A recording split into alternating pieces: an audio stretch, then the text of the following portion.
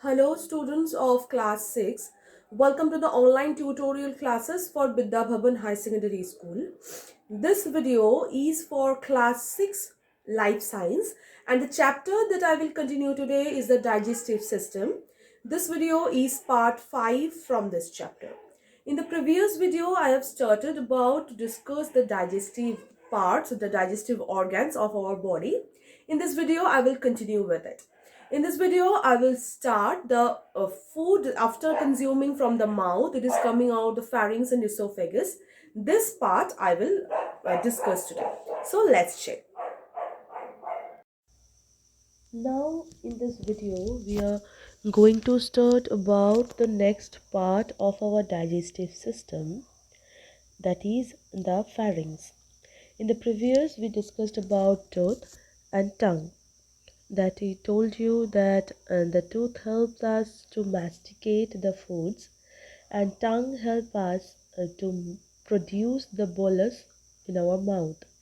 The food that we are consuming that are broke down into pieces by our teeth, and the saliva juice is mixing with it, and the tongue helps us to mix the food with the saliva and make the bolus, and that is the softened thing of the food, softened mixture of the food that will go after that.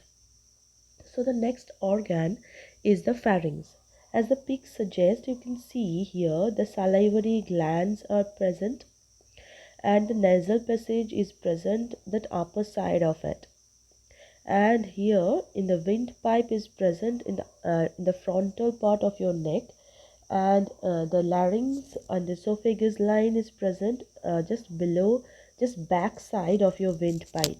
Okay, so the mouth cavity leads into the pharynx. The next part of our mouth cavity is the pharynx, and the digestive and the respiratory system cross each other in the pharynx.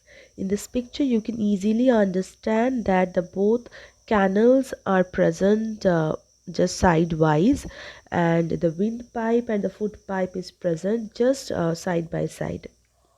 The pharynx is the common passage for both, actually, the food and the air, both that are coming from our mouth and nose to the throat. So the pharynx part is the common passage. So after that, as we are reading the digestive system, there must be some spatial part, or there must be some spatial way to go forward for the foods. So it is a wide muscular tube divided into it, and making it the three parts. Okay, the three parts are upper, middle, and lower. Only air passes through the upper part, whereas both the air and food passes through the middle part, and only food passes through the lower part. So what is the function of the muscular tube? The muscular tube actually divided this area into three another ways, in that the food and the wind can go likewise, like in their way they can move properly.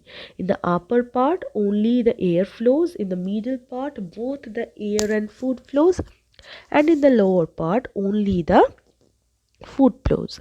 Okay, so this is the way how the digestive system works. Like digestive system from the food, like starting from the mouth, the oral cavity, after the tongue and teeth, the bolus comes into the next part. It is the only way of it. So the next part will be esophagus, that have the gullet. The pharynx leads to the esophagus. The esophagus is also called the food pipes, that obviously continuing part of the pharynx, the lower part of the pharynx. Okay, the pharynx the esophagus is a tube-like structure that actually the 25 centimeter long, and it is extending from the pharynx to the stomach. and it is the continuing line that carrying the food from the throat, like from the tongue, pharynx, and to the next stomach area. The food passes from the pharynx into the esophagus, from where it moves forward by a series of muscular contraction, but it is not done by the gravitational force. Okay, the contraction relaxations of the muscles, there is a muscular area that I told you before, and there is every time some contraction and the relaxations, and this contraction relaxation usually help the food to move forward. Okay, to move the food forward. Likewise, it is not like the gravitational force. By this gravitational force is nothing being like regulated. They are only regulated by the muscles present here.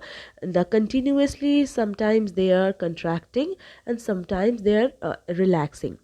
During the contraction, the food present in the pipe go below, and this below part got swollen, and after that that area will be contracted and the upper area will be relaxed, and when the place will be relaxed, the food will come into it, and when that area will be contracted, the food will go below. So this muscular uh, contraction one after another, and it is look like a wave. Okay, and this wave like motions have a special name, that is peristalsis. And this peristalsis is a very important thing for this muscular, like muscular contraction, related by this muscular contraction. It is a very important thing of our digestive system. So why this is important for our digestive system? Because without this peristalsis system, as it is not controlled by the gravitational force, if the muscles will be not active or muscles will not control this, then the food cannot be able to come to the stomach from the mouth area, because it is the only way by which the food can easily from the windpipe they are being separated, and from the esophagus and the pharynx it is coming downward. Obviously, in the top of the esophagus, one cap like area that restrict the foods. Actually, they are only restricting the foods in this food pipe, and in the upper side of the gas pipe there is one cap that help the food to not go in the windpipe. Otherwise, if the food will go to this windpipe, then the food will travel to our lungs, and that will be a big massacre. Obviously, the food must go only by the food pipe. In that way only it can be digested and it can go through this stomach. I'm completing the video with this idea of the pharynx and esophagus. The next organs I will discuss in the next video. Till then, thank you.